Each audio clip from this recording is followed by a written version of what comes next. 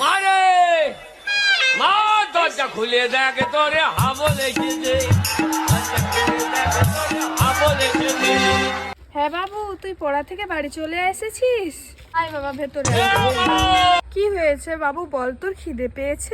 মারে তখন থেকে শুধু মা মা মা মা, কি বলবি বল? মারে আবার তোর এই মা ছাড়া অন্য কিছু বলা থাকলে বল।